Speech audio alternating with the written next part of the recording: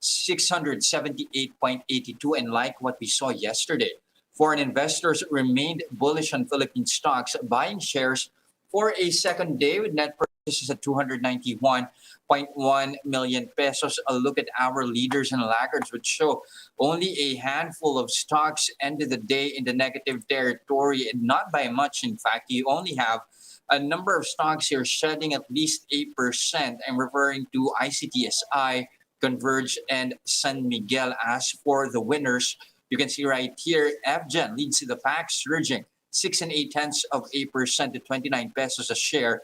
Globe also a big gainer with a 5% jump to 2,280. Quite a number of stocks increasing by more than 2%. You have here the likes of Meralco, Bloomberry, JG Summit, and Jollibee, just to name a few. Now, one stock which is still not trading but is still worth checking on, Philippine Airlines.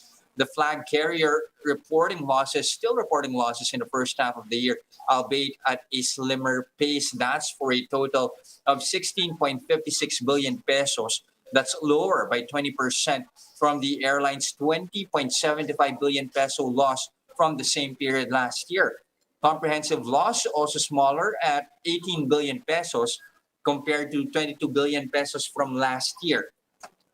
But revenue plunged by 51% to 18 billion pesos. This as PAL continues to grapple with the effects of the pandemic on operations. That also resulted in lower operating expenses, which saw a 49% drop as numbers continue to be weak.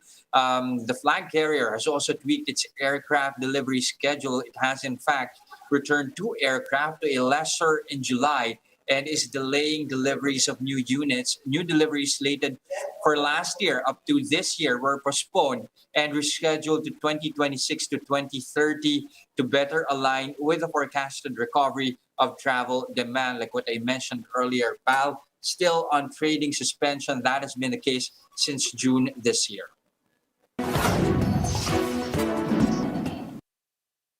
Here are other headlines we're keeping our eyes on. The Bureau of Internal Revenue insists that social media influencers should be registered and pay the right taxes, or else they will face charges. The agency says they will provide assistance for those seeking to register amid the pandemic. The BIR says unregistered content creators could face tax evasion cases for continuing to engage in unlawful business. Lahat po ng ating mga nasa online ang means of kita. Kumikita sila, binabayaran sila sa kahit anong klase ng serbisyo na ginagawa online. Ang common lang po actually is yung kahong nag-vlogs, mga YouTubers na nagpo-promote ng mga produkto. But hindi lang po sila kasi ang tinutukoy po ng ating RMC is lahat po ng taxpayers, individual at korporasyon na tumatanggap ng income in cash or in kind. The BIR is also looking to tax earnings from the popular NTF game Axie Infinity. The online game has since found a growing market in the Philippines as the pandemic forces job losses. The BIR says Axie players are considered income earners who are subject to tax. Land Bank is opening more than 4 million accounts for national ID applicants. This translates to 47% of the national ID registrations. Some 1.2 million Filipinos have already received their Land Bank cards and are already using it for various transactions. The cards can be used for government cash subsidy transfers and in mass transportation with automated fare collection systems. Now, the national government's outstanding debt is expected to surpass 13 trillion pesos next year. The Bureau of Treasury sees the country's debt stock swelling by more than 14% to an all-time high in 2022. As such, the government is looking to slow down borrowings from both domestic and external sources by nearly 20% next year to better manage debt. The latest debt outlook by the Treasury comes on the heels of the Budget Department's submission to Congress of the record 5.02 trillion peso proposed spending plan for 2022. Meanwhile, the Treasury rejected all bids for bonds due March 2033 with bid rates higher than market level.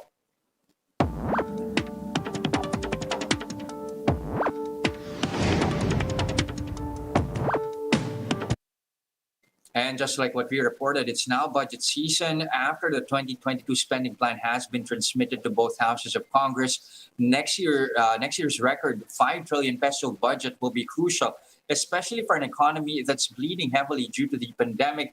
But is that amount enough? Let's get insights from University of Asia and the Pacific economist, Professor Ronilo Balbiran. Good afternoon, Prof. Good afternoon. Good afternoon. Okay, sir, record budget. That's 5.02 trillion pesos. So that's higher by 11.5% than what has been allotted for the year. Be that as it may, is that boost in budget enough to stimulate growth for an ailing economy, or economic managers being modest yet again? I think if the question is if it's enough, yes. Considering that we are facing a lot of challenges in terms of our collections because we are still recovering. Also, many of our small and medium enterprises are still struggling to get back to business. So, with that anticipated lower tax revenues, it's noteworthy for DBM to really put forward a huge increase in the budget for 2022. And I think this should sustain our growth recovery that started in Q1, no, and actually highlighted by the quarter two of this year. So if it's enough, I think it's enough. And considering, for example, no, that 2022, we have to take note that 2022 is the first year of the implementation of the Supreme Court ruling on the Bandanas Garcia cases. So meaning there will be less money for the national government and more for the local government. So it's very surprising that national government has actually maintained a lot of allocations in health, in infrastructure, despite the reduced amount or reduced share in the tax allotment. So I think this should carry us through in trying to stimulate our economy all the way to 2022. Okay, well, like what you mentioned, it is enough. But when you try to compare it to past figures, it somehow pales in comparison. For example, back in 2017, if I have my figures correct, increase in the 2017 budget was at 23%, and much of that, in fact, was also allocated for infrastructure spending. Is this a level that we should at least be considering at this stage, especially considering that we are in the middle of a health crisis? Yes, I think it's a very delicate balancing act by our national government, especially by the DBM. No, I wouldn't want to be a DBM executive right now. No, on one hand, you don't want to get into debt problems like what you have just reported. No, 13 trillion. It's roughly around. It will breach more than 60% of our debt to GDP ratio. So you don't want to get into trouble on this debt trap, but at the same time you want to increase more, no? So our budget for stimulus or stimulating the economy, so getting into a double digit growth rate is decent enough to make that middle ground on stimulating the economy, but at the same time you don't want to be imprudent in terms of passing on to the next administration a huge debt problem. So so that would be. But if I may note, no, a lot of these items are going to the local government units, and we're talking about stimulating the economy and big bang for the buck. I have to emphasize, no, that the national government, especially the infrastructure agencies, DPWH and DOTR, must work hand in hand with these LGUs.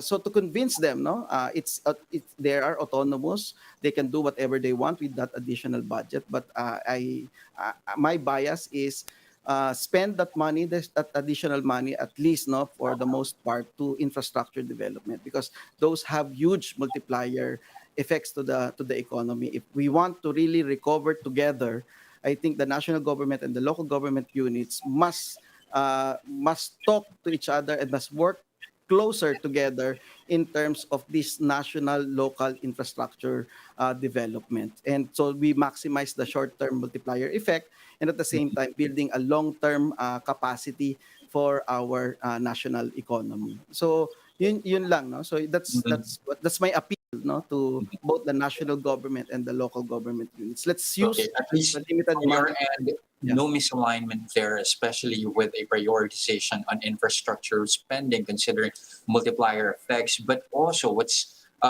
notable here for the budget, they're saying that next year's spending plan is geared towards pandemic recovery. But looking at the pandemic response funding earmarked for next year, it's only at 4% of the total pie at 240 billion pesos. Is this going to be enough?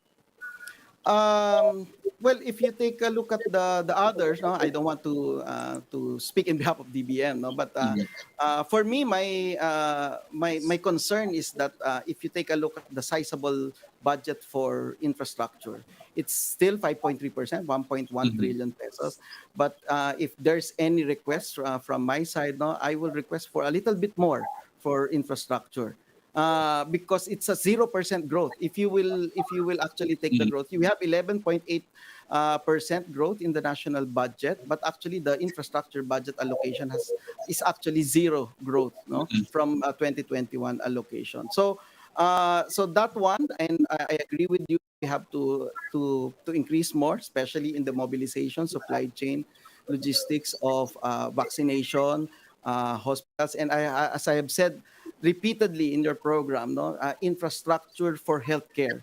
So what are we Mhm. doing for constructing more hospitals? Or the private sector has been saying, let's repurpose the schools. So since we are not using the schools, the public schools, the state universities, let's repurpose them into hospital beds, hospital rooms, so that we can actually accommodate this increasing number of COVID patients. So we can combine the allocation for pandemic response at the same time increase our infrastructure budget. We hit two birds with one stone in relation to that. No, may infra ka na, meron pa tayong health related pandemic spending, no, recovery from the pandemic. So I think that would if I were to be asked, I will suggest that, no, let's concentrate, let's have more health related infrastructure so we hit two birds with one stone. A little bit more infra, a little bit more health, and a little bit of both. Okay, just in a way, effectively meshing needs for infrastructure at the same time health services. Thank you very much for your time this afternoon. Again, University of Asia and the Pacific Economics Professor Ronilo Baldiran. Thank you, sir. Thank you. And those are the biggest stories this trading day, August 24, 2021. Catch Business World Live again tomorrow at 9:30 a.m. for the market open and 3:15 p.m. for the market close. I am Jess De Los Santos. We are One News. Mask on, wash hands, and stay safe, Philippines.